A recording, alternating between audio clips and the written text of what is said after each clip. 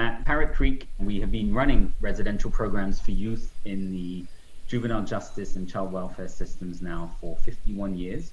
As the coronavirus pandemic and crisis was unfolding, we very quickly started to respond, taking guidance from the CDC and particularly the Oregon Health Authority as to what would be appropriate measures and steps to take to protect the children in our care and the staff who look after them 24/7.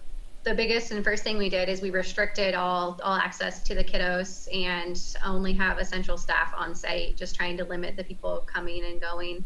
However, I mean, that has come with all of its flaws in terms of youth not having visual contact with their or in-person contact with their families. So that's been a huge struggle.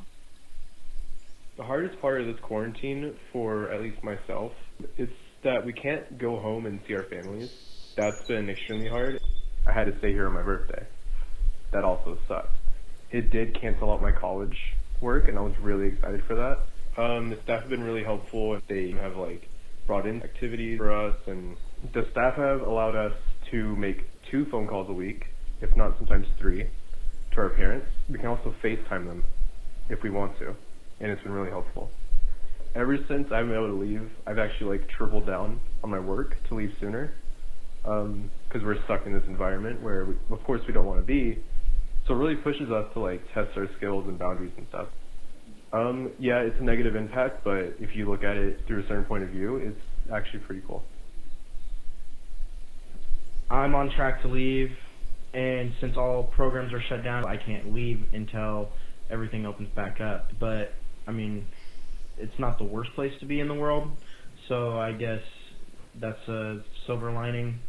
I think it's also really hard to get along with a lot of people here because they're all struggling as well, and I think that the staff have been doing a really good job at supporting me, even when I'm not being the nicest. The youth council is a group of youth who are a good skill set to voice for the community, but we've collaborated and gotten some pretty amazing things done. We've brought back the fire pit, because before that was not a thing. It's always been something I wanted, and we finally got it via youth council.